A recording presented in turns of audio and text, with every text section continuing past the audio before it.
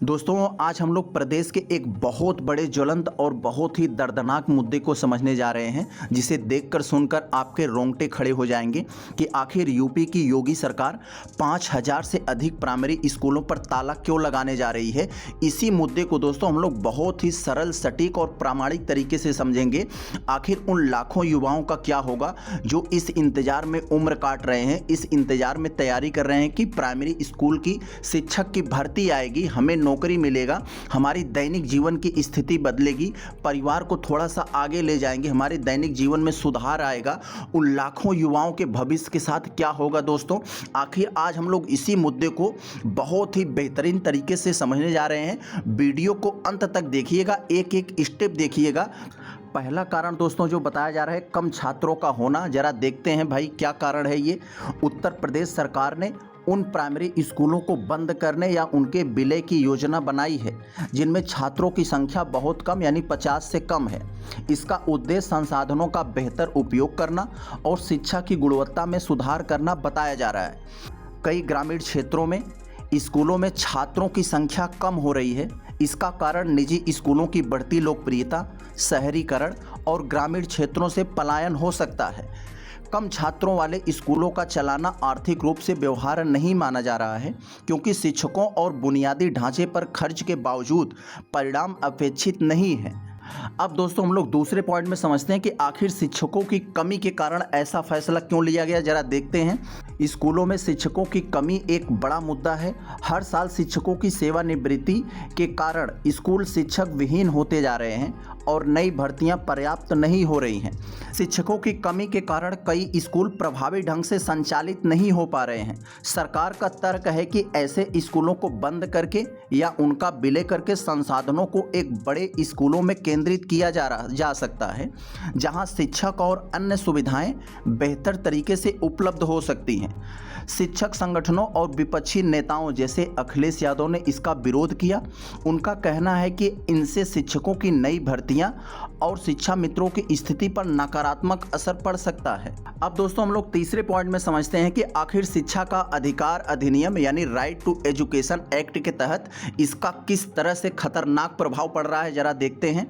कुछ आलोचकों का कहना है कि स्कूलों का विलय शिक्षा का अधिकार अधिनियम यानी राइट टू एजुकेशन एक्ट 2009 और संविधान के अनुच्छेद 21A का उल्लंघन है, जो हर बच्चे को मुफ्त और अनिवार्य शिक्षा का अधिकार देता है। राइट टू एजुकेशन के तहत हर 1 किलोमीटर के दायरे में प्राइमरी स्कूल उपलब्ध होना चाहिए। स्कूलों के विलय से ग्रामीण और दूर दराज के क्षेत्रों में बच्चों को स्कूल पहुंचने में कठिनाई हो सकती है, जिससे ड्रॉप आउट दर बढ़ने की आशंका हो सकती है, यानी स्कूल छोड़ने की बच्चों की ये आशंका बढ़ सकती है। समाजवादी पार्टी के नेता अखिलेश यादव और अन्य विपक्षी नेताओं ने इसे गरीब और वंचित तबके के खिलाफ कदम बताया है, क्योंकि इससे शिक्षा तक उनकी पहुंच और मुश्किल हो सकती है। दोस्तों अब हम लोग अगले पॉइंट में समझते हैं कि आखिर आर्थिक और प्रशासनिक दृष्टिकोण का इसका क्या यहाँ मतलब है। जरा देखते हैं।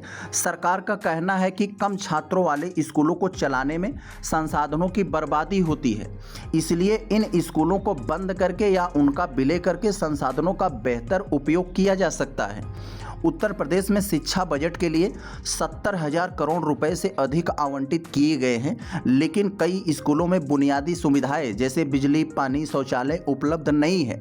सरकार का मानना है कि बड़े स्कूलों में संसाधनों को केंद्रित करना अधिक प्रभावी होगा। कुछ लोगों का तर्क है कि यह नीति गरीब और ग्रामीण बच्चों को शिक्षा से वंचित कर सकती है, क्योंकि बड़े स्कूल अक्सर दूर होते हैं और परिवहन सुविधा उपलब्ध नहीं होती। अगले पॉइंट में दोस्तों जो बात की जा रही है, राजनीतिक और सामाजिक आलोचना किस लेवल पर हो रही है सरकार की, जरा देखते हैं। विपक्षी नेताओं और सामाजिक कार्यकर्ताओं ने स्कूलों के विलय को शिक्षा विरोधी और गरीब वंचित तबके के खिलाफ बताया है। मायावती, प्रियंका गांधी और अन्य नेताओं ने इसे दलित, पिछड़े और गरीब बच्चों के लिए शिक्षा तक पहुंच को सीमित करने की एक साजिश का करार दिया है। स्कूलों को बंद होने से ड्रॉप आउट की दर बढ़ने की आशंका है, खासकर ग्रामीण और कमजोर वर्गों में। इससे शिक्षा का स्तर और सामाजिक समानता पर नकारात्मक प्रभाव पड़ सकता है। तो दोस्तों ऊपर हम लोगों ने जितनी बातें देखी, जरा उसका हम लोग फिल्टर कर ले, उन बातों का निचोड़ क्या होगा, उनका निष्कर्ष क्या निकलता है, जरा हम लोग उसको समझते हैं। उत्तर प्रदेश में प्राइमरी स्कूलों को बंद होने के पीछे मुख्य रूप से कम छात्र संख्या, शिक्षकों की कमी और संसाधनों के बेहतर उपयोग की नीति है।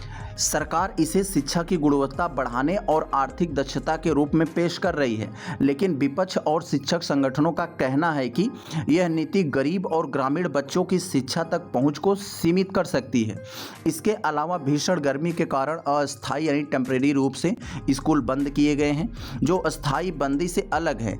इस नीति के दीर्घकालिक प्रभावों को समझने के लिए और अधिक पारदर्शिता और जनता के साथ संवाद की आवश्यकता है। तो दोस्तों, सबसे बड़ी समस्या उन युवाओं का, लाखों युवाओं का क्या होगा जो इस इंतजार में उम्र काट रहे हैं कि भर्ती आएगी। तो भर्ती कैसे आएगी दोस्तों? प्राइमरी स्कूल सिकुड़ते जा रहे हैं, तो टीचरों की ज़रूरत पड़ेगी नहीं, तो सरकार नई भर्ती नहीं करेगी। तो उनसे, उन युवाओं का क्या होगा? सरकार उनके लिए क्या प्लान लेकर आई है, उनके भविष्य के साथ क्या सोचती है, इसे हमें बताना होगा। तो